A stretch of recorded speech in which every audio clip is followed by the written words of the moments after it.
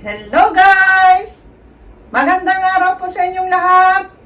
Andito na naman ako sa harap ninyo para magbigay na naman ng isang impormasyon na baka hindi nyo pa nalalaman. Pero bago ko simulan, humihiling lang po ako ng kaunting pabor na isubscribe ang malit na channel ni Ate Stella ninyo.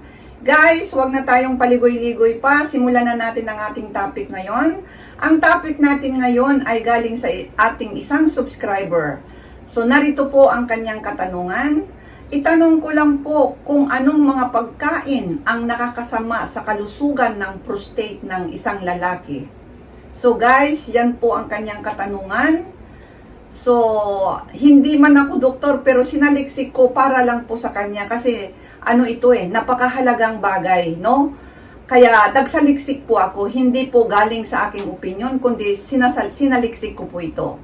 So, pero bago ko simulan, disclaimer lang po, ang impormasyong ibinibigay sa video na ito ay para sa mga layuning pang-edukasyon lamang at hindi nilalayon bilang kapalit ng profesional na payong medikal. Maraming salamat.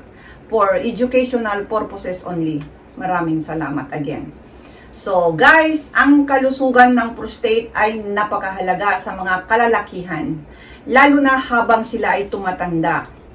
Ang ilang pagkain ay maaaring magdulot ng negatibong epekto sa kalusugan ng prostate. Ayon sa aking pagsaliksik, may mga pagkain na maaaring makasama sa kalusugan ng prostate ng lalaki kapag ito ay parating-parating kinakain. No, hindi sinasabi dito guys na huwag kainin, huwag kumain, kundi yung pabalik-balik, halos araw-araw na ginagawa po. So, mahirap na yung sabihin natin na huwag kumain ng ganito, hindi dapat. Hindi po yun. Kundi yung paulit-ulit na pagkain nito na balang araw magkaroon ng problema sa prostate po. So, number 1, sugary foods and drinks, no? Mga matatamis na mga pagkain at inumin. Ang mga pagkain at inumin na mataas sa asukal tulad ng soft drinks, candies at mga sitserya ay maaring magdulot ng pamamaga at makasama sa kalusugan ng prostate. So, no, pagdating ng araw, ito po yung mangyayari. May maaring mangyayari. Hindi naman sinabi rin sa pagsaliksik no 100%, kundi maaring mangyayari po, no? So, yan po yung number 1, yung matatamis at mga matatamis na inumin na pabalik-balik na ginagawa, kinakain at iniinom. So, yung number 2 naman, processed foods naman ito. Mga pagkain tulad ng hotdog, bacon, at iba pang mga processed meats ay maaring magdulot ng mas mataas na panganib sa prostate dahil sa mataas ng taba, asin, at preservatives na tinatawag. So, yan po, no? Alam naman natin talaga siguro na sa atin sa Pilipinas, maraming kumakain talaga ng ganito, yung lalo na yung mga nasa lata. Pero yun na nga sinasabi ko dahil wala tayong magagawa kung yun lang ang kaya natin o ito ba talaga ang gusto nating kainin. So wala pong nagbabawal. Kundi sinasagot ko lamang po yung tanong ng ating subscriber kung anong mga pagkain ang nakakasama. Pero hindi ko rin sinasabi guys na ito po ay huwag kainin dahil hindi rin po sinabi doon sa aking nasaliksik, no, na huwag kumain, kundi dahan-dahan lang, hinay-hinay lang sa pagkain kung ito po ay kinakain natin. Hindi naman siguro totaling tanggalin lahat, no? Pero yung sinasabi po dito, yung pabalik-balik, halos araw-araw, baka 3 times a day pa yun pa ang kinakain, hotdog, bacon, ay yun na nga, siguro magkakaroon ng problema yun sa prostate, no? So yan po yung number 2, mga pagkain tulad ng hotdog, bacon, at iba pang mga processed meats na tinatawag. At ang number 3 naman, alcohol. Ano naman to? Ang labis na pag-inom ng alak ay maaaring magdulot din ng mga problema sa prostate. Kabilang ang prostatitis na tinatawag, no? Prostatitis, pamamaga ng prostate.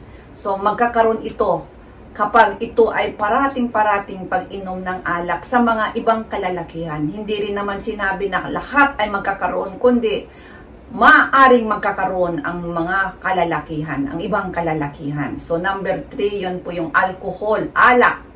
At ang number 4 naman natin, pulang karne. Ang madalas na pagkain ng mga ito ay maaring magpataas ng panganib ng kanser sa prostate. So ayon din ito sa aking nasaliksik guys, no, na ang pagkain ng pulang karne, alam naman natin siguro kung ano yung mga pulang karne, no? Kaya hinay-hinay lang din sa pagkain nito kung parati tayong kumakain nito.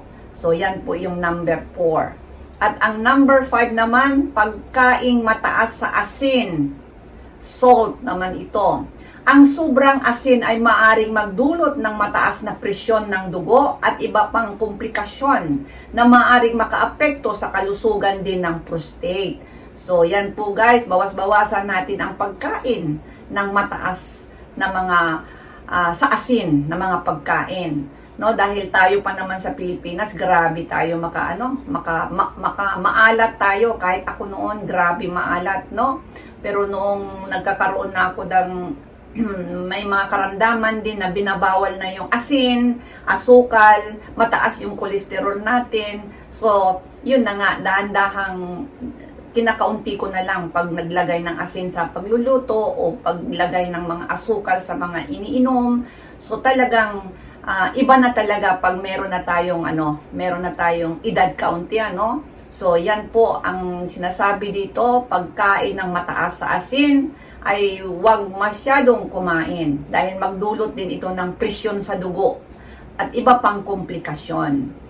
At ang number 6 naman natin, mga pagkain tulad ng white bread, white rice at pasta na gawa sa refined grains na ay maaaring magdulot ng mga negatibong epekto sa kalusugan ng prostate kapag ito'y napasobra sa parating pagkain nito. So, yun na naman guys, no, ibinalik ko lang kanina na kapag nasubrahan sa pagkain, paulit-ulit kagaya nitong white bread, alam nyo na yun, mga white bread, mga tinapay dyan, kahit white rice, no, sa pagsubra tayo pa naman, nako, kahit ilang bandihado dyan kapag meron ng litsong adobo, wala na.